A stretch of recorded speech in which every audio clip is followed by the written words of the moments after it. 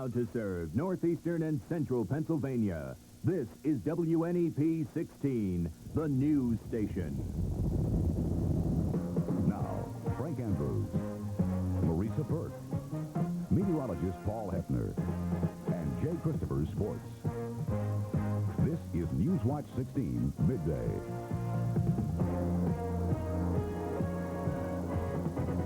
Good afternoon, everyone. All this week, in a series of special reports, Newswatch 16 is examining the dangers of radioactive radon gas in homes. Dan Fiorucci has been investigating the problem since early this year. And Dan, Newswatch 16, I understand, even worked with the federal government to place some radon detectors in homes right here in northeastern and central Pennsylvania. That's right, Frank. We started one of the few studies ever done in our area after a terrible radon problem was uncovered not far from here in an area known as the Reading Prong. So far as anyone can tell, Berks County in southeastern Pennsylvania is the worst natural radon hotspot in the country. Here, in a uranium-rich formation known as the Reading Prong, hundreds of homes have been found to have extraordinarily high radon levels. Stanley Watra's home. Anyone who lives here day in and day out for 20 or 30 years would face the same lung cancer risk as a person who smokes 135 packs of cigarettes a day. Kay Jones' home. Spending time in her basement can be like smoking 23 packs of cigarettes a day. And Bob Green's home. Living there can be dangerous, too, because of the high radon concentration.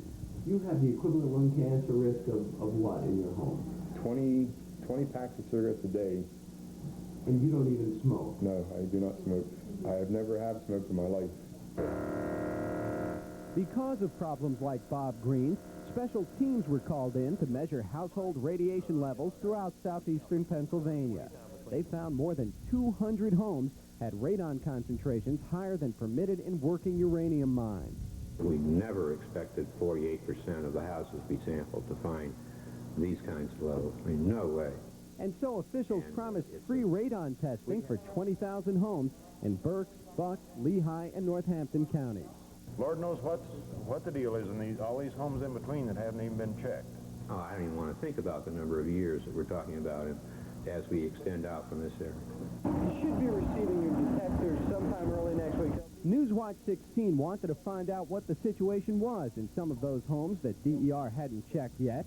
And so last winter, in cooperation with the U.S. Department of Energy, we placed 100 radon detectors in 50 homes throughout northeastern and central Pennsylvania. 45% of the detectors returned showed readings in the basement or living area that were higher than the state considers safe. Are you surprised by this data? Yes, frankly, I am. As the data come in, it seems that the numbers are high.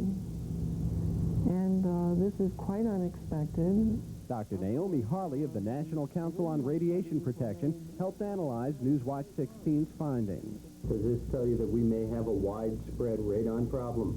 Yes, in this area. The area that you measured, the radon, is a widespread problem.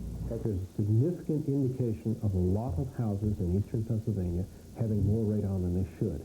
Virtually everyone we spoke with thought our survey significant. You have a large enough sample size to be important scientifically.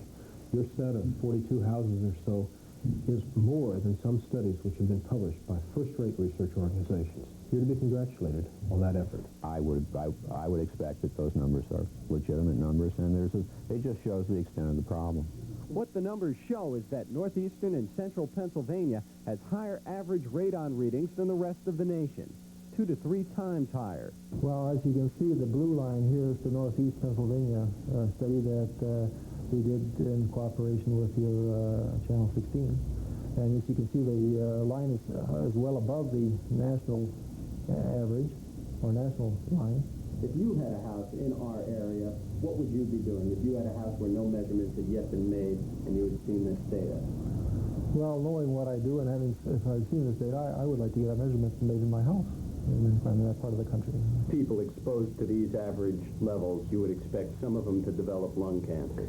Yes, definitely. Calculated cancers from this sort of level would amount to a lifetime risk of about 2%, 1 to 2%. But even though our survey shows radon levels running 2 or 3 times the national average here in northeastern and central Pennsylvania, It also shows that we aren't nearly as hot as the radon-plagued Reading Prong, where the state is conducting massive radon studies.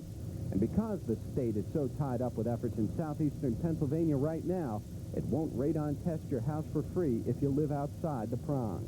Unless they're in the Reading Prong, we can't do that, but they can get them from Curated if they so desire, or other sources. We will get to them, but we won't get to them in the next year. But if the state now recognizes the radon problem and is moving as fast as it can on it, the question remains, why didn't it start moving earlier? The answer has to do with another radiation issue that called attention to itself over 6 years ago. More on that in our next report. Now, since there's no telling when the state might begin radon testing in our area, you may want to conduct your own radon test. I'm afraid it's expensive. A reliable detector for seasonal readings costs about $50. But Newswatch 16 is pleased to announce that we're joining the Northeastern Pennsylvania Environmental Council and researchers at Wilkes College for what we hope will be the first in-depth radon study throughout our entire viewing area. Detectors will be made available to anyone who wants them for $28. If you're interested, write the council at this address: NEPEC, Post Office Box 3113, Scranton, Pennsylvania, zip 18505. NEPEC will mail you this brochure, which you're about to see in a moment, and they'll offer you the radon detectors for $28 apiece. Frank? Now, $28 seems a little bit expensive, but based on what we've learned in these first two parts, right now it seems worth a while. What's in store for us for tomorrow? We will be telling you why there hasn't been much radon testing done up until quite recently. All right, Dan, I'm very impressed with your work. We appreciate the information. Thank you. Newswatch 16 Midday continues in a moment with federal and state environmental officials looking over the Yakavazi landfill right now. Plus, Newswatch 16's Bob Reynolds with a live report from Pittston Township where a tractor trailer has crashed into a bridge. A report is coming up next on Newswatch 16 Midday. Put yourself in our place. Where 90% of our students receive some type of financial aid. Where one of the largest student data processing facilities is found. Where class size ensures personalized instruction. Where the tuition is one of the lowest of any college in northeastern Pennsylvania. Put yourself in Lackawanna Junior College. With centers in Scranton and Wilkes-Barre. Citizen in Holmesdale. Phone the admissions office at 961-7816. Sergeants invites you to put yourself in your dog's place. Huh? Suppose you had the fleas, the itching, the scratching. You'd want relief on the double. You'd want him to give you Sergeant's new double-layer flea and tick collar. Sergeant's double layers kill fleas and ticks like both a powder and a spray. And Sergeant's keeps killing for 5 full months. Your best friend needs relief on the double. Sergeant's new double-layer flea and tick collar. He'd do it for you. How would you like to serve your family all the great fresh fruit taste of Smucker's jams and jellies with only half the sugar and half the calories? Smucker's low-sugar spreads, no artificial sweeteners, strawberry goodness, raspberry goodness, a whole family of good flavors with the extra good idea of half the sugar. With a name like Smucker's, it has to be good. In the Lackawanna County community of Old Forge today, federal and state environmental officials, along with engineers for the Army Corps of Engineers, are looking over the Yakavazi landfill. Now, the federal government is planning to spend as much as $13 million cleaning up the site where at least 10,000 barrels of toxic waste are believed to be buried. Today's tour by the officials is part of the cleanup plan. Work on the cleanup of the site could start within a year in the Lackawanna County community of Old Forge.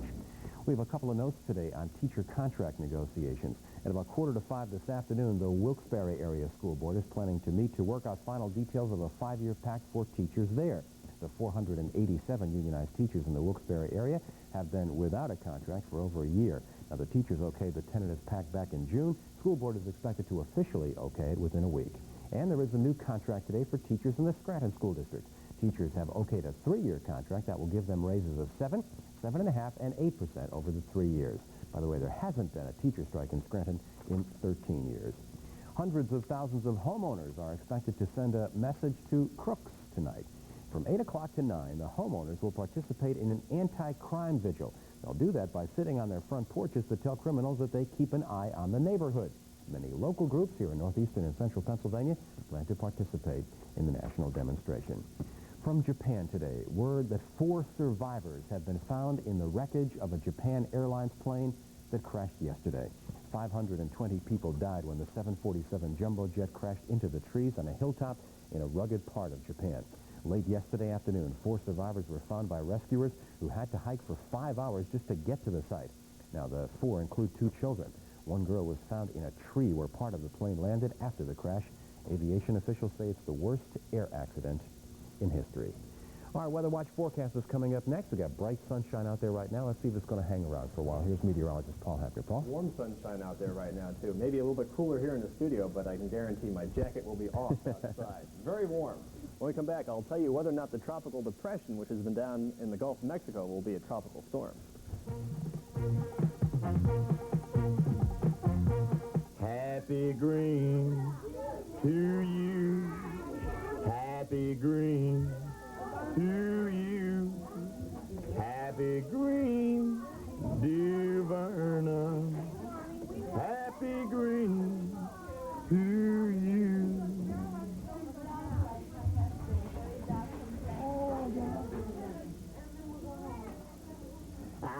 Happy Green to you.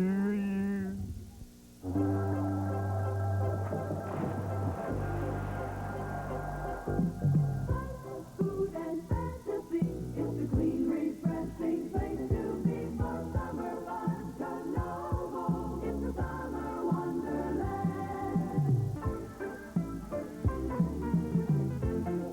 Canovo, it's a summer wonderland. Canovo, amusement resort. Have you heard the myth that shampoos can only clean hair? For over 50 years, I've been formulating shampoos that not only clean, but moisturize and add thickness and sheen to the hair. Nexus Therapy shampoo helps make your hair silky, shiny, and glowingly alive.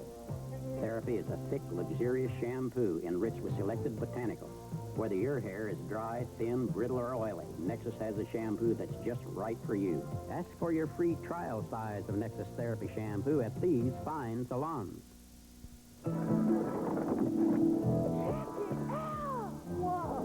It's here. Oh, smoke? Outrageously smooth. Amazingly light. So wild, so right. A great new taste from Coca-Cola. New Cherry Coke. It's out and outrageous. Well, our meteorologist said it's sunny and warm out there now. He did what he said he was going to do. Took his jacket off, enjoying the sunshine, Paul. I'd like to be standing out here in a pair of shorts, Frank. After work, you can do After work, that's right. Don't want to shock anyone here. We do have lots of blue sky this afternoon, and with the blue sky and lots of sunshine, temperatures are on their way up. Here's a look at the readings in the backyard. Going through the 70s into the 80s this afternoon. 74 degrees. The relative humidity is creeping up at this noontime hour, around 64% compared to what we were like yesterday. We had a relative humidity in the 50s. Wind is from the west at 3 miles per hour, and the barometer rising from 30.15 inches. Temperature-wise, a surge of 90s moving up the east coast. We'll be in the 80s this afternoon. Pleasant 70s across New England. But look at all this warm air down to the south. It's coming up on the southwest wind, and we will be quite warm for the next few days. Quite cool across the northern plain states, but they're going to stay that way. No big changes anticipated here. Here's a look at the satellite picture in Pennsylvania coming in the clear. There it is. Just a few high, thin clouds. That's about it. So lots of sunshine coming through this afternoon, and you can see it's really a pleasant day all throughout the entire East Coast. Now, we're looking at a storm system which is off to our northwest. As we call up our computer here, we'll take a look at that storm system. Computer, come back. All right, here's the satellite. Now there's the storm, and it's producing some showers and thunderstorms from Wisconsin eastward through Michigan. Some places picking up as much as 5 inches of rain from this storm system. I'd like to point your attention to the tropical depression down by Cuba. It's causing some heavy rain down there, but it has not become a tropical storm yet. They just sent an airplane into it, checked it out, and the winds are still 35 miles an hour, so it is not yet a tropical storm. Now, Florida has been experiencing some rain down along the coast of Florida. No big problems for most of Florida, but down along Key West, they are getting some heavy showers from that tropical depression. It is moving off to the northwest, at around 10 to 12 miles an hour. And so we will continue to watch that storm, see if it becomes a tropical storm during the afternoon. My forecast for us for this afternoon calls for lots of sunshine. Things will be warming up. The computer is having a little bit of a problem today, but we'll call it up here for you. Okay, is it going to come? Well, all right.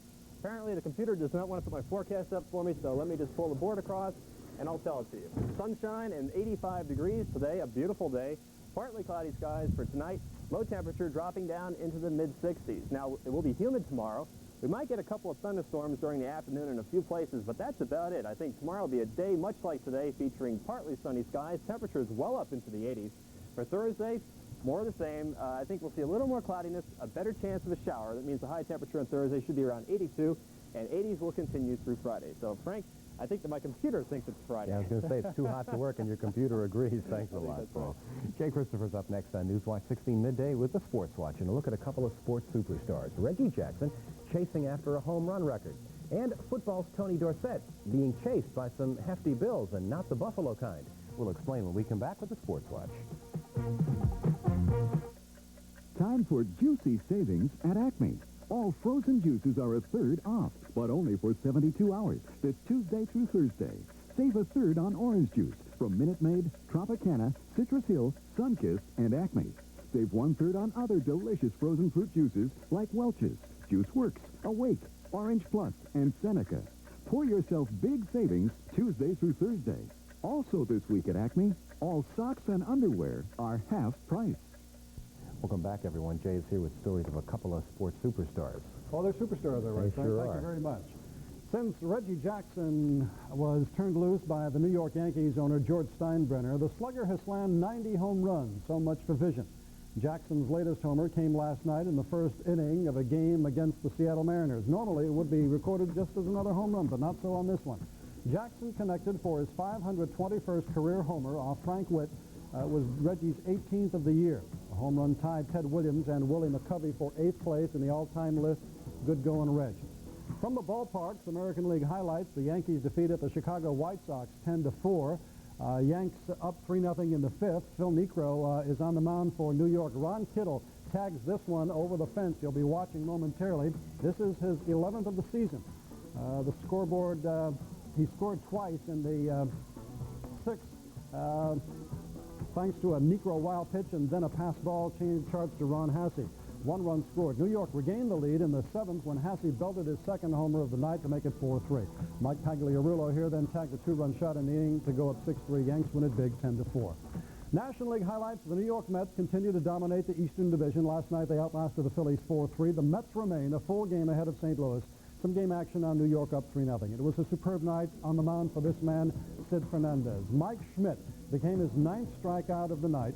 Fernandez went on to get 13 strikeouts, tying his own season high. Juan Samuel goes down to make it a baker's dozen. The Phils almost pulled it out in the 9th inning. Glenn Wilson homered here with 2 on to make it a 4-3 ball game. Jesse Orozco came in to put the fire out. The Mets take it their 8th straight 4-3 win over Philadelphia. Elsewhere in the senior circuit, the Chicago Cubs outslugged the Montreal Expos 8-7. 7 home runs were hit in that one.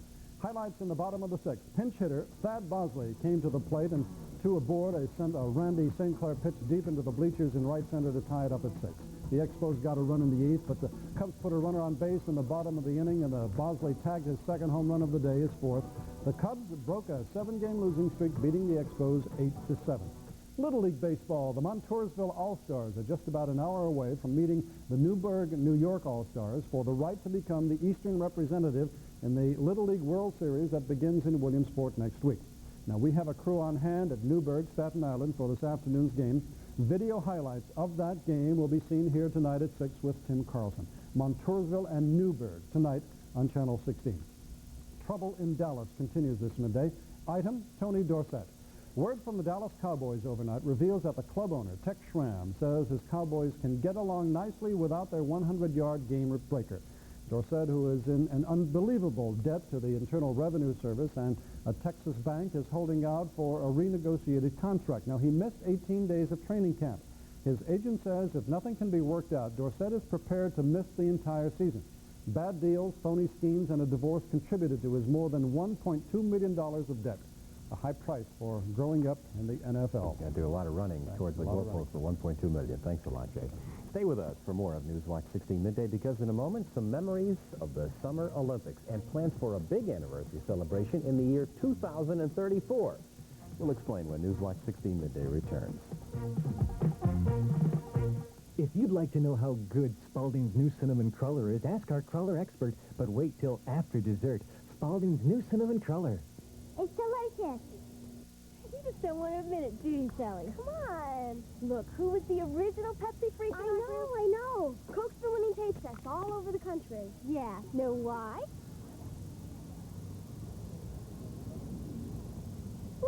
Sally? Well, it's what? It's... Gotta go. What's your hurry, Sally?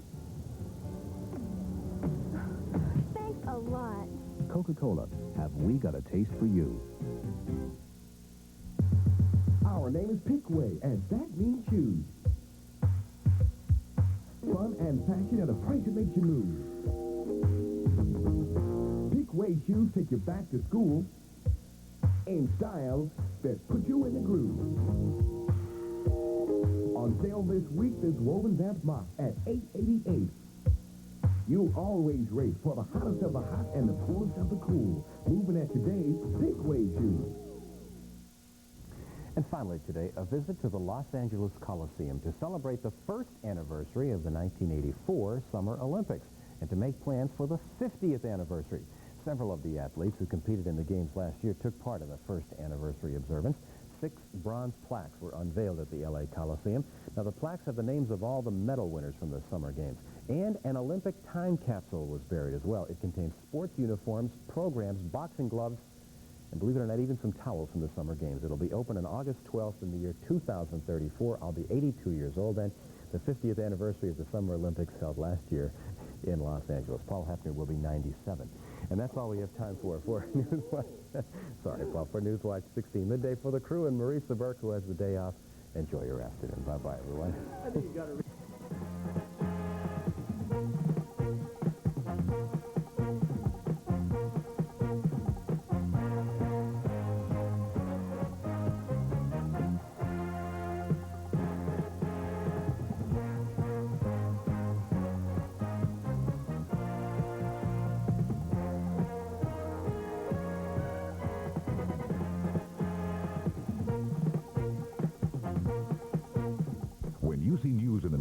Newswatch 16 wants to hear from you. Call 1-800-533-NEWS. Toll free from anywhere in Pennsylvania. Call 24 hours a day, 7 days a week. 1-800-533-NEWS.